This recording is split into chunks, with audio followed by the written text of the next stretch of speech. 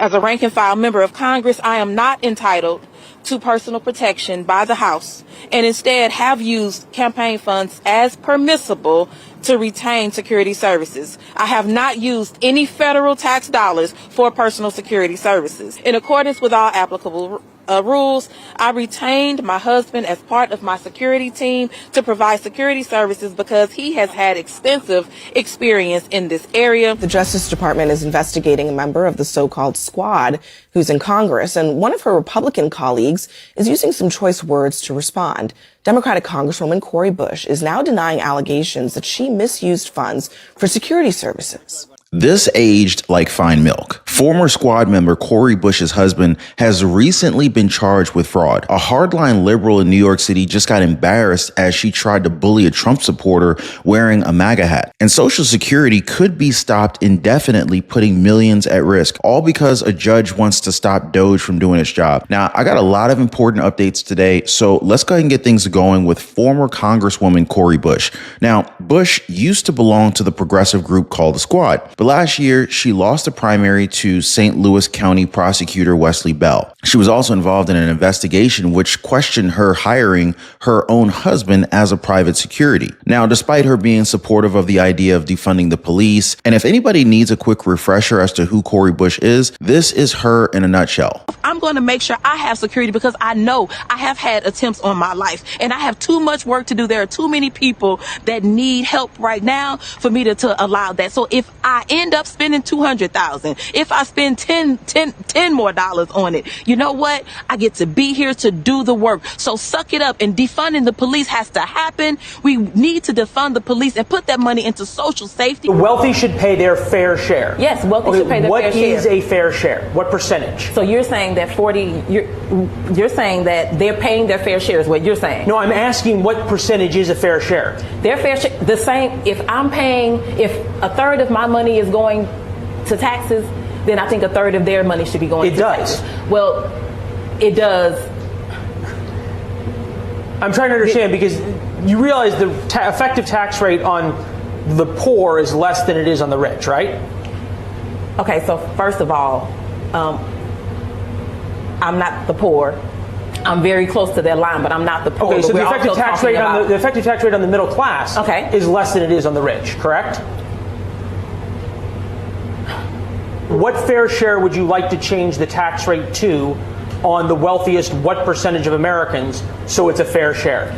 So let's say the wealthy 1% could pay, let's say if they paid, let's just give them 45%. Okay, cool. So now that we all remember her, it's now come out that her husband has been charged with wire fraud. Imagine that. Breaking news out of Washington, where former Congresswoman Cori Bush's husband has been indicted on 2 federal counts of wire fraud. According to court documents, Courtney Merritt's filed fraudulent applications seeking pandemic funds, one with the Small Business Administration in 2020 and another 2021 under the Economic Injury Disaster Loan Program. Combined, the DOJ says those applications allowed him to collect more than $20,000 in government funds. Reports state that Merritt's used this money for personal benefit and enjoyment. Now, I want you to remember that Cori Bush paid him more than $100,000 between January 2022 and September 2023. And not long after they got married, he was then provided bi-weekly payments of $2,500. The payments were formerly listed as security, but was changed to wages after they got married. And while he did accompany Cori Bush back then during campaign appearances, Merritt's was usually seen roaming through the crowd and greeting friends while other paid security stood guard. Records from the FEC show the campaign funds were used to pay both Merritt's and another firm for security. The firm was called Peace Security and was paid around $225,000 to protect Bush, while another security guard named Nathaniel Davis was said to have been paid $50,000. Well, guys, the great wealth transfer is in full effect. Our freedoms are being stolen, guys.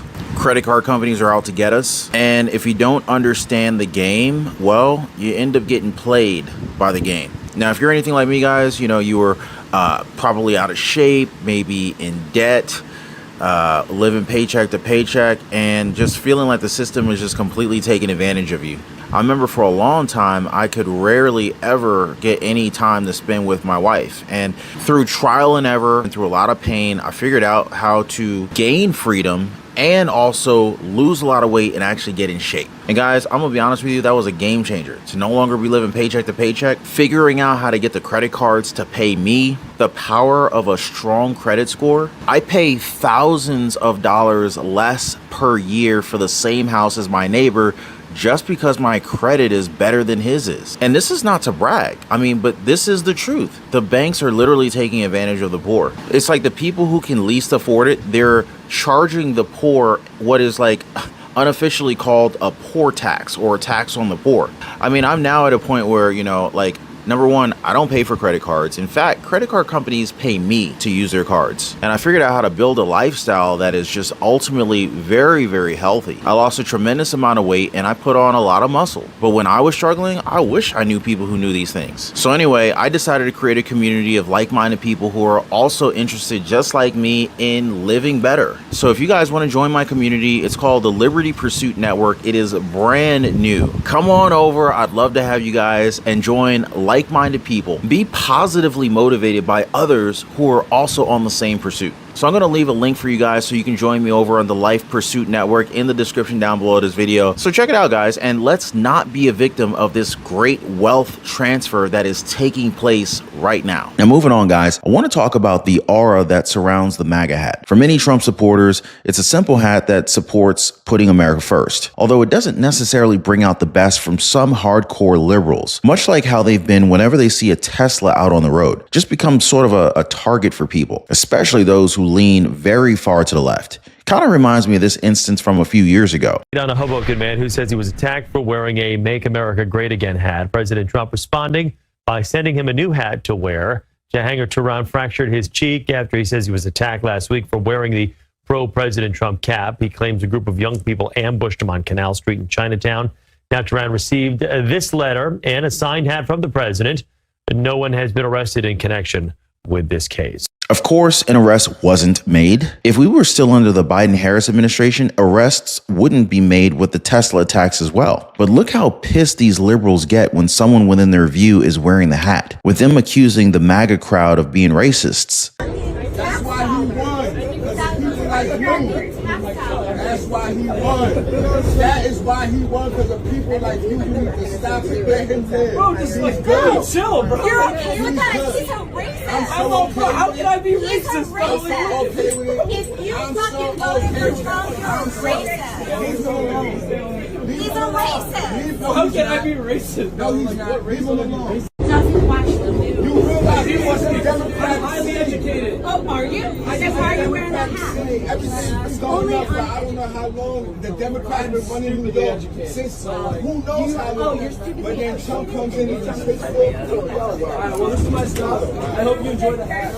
Oh, she tried to attack her. She just... Oh, shit.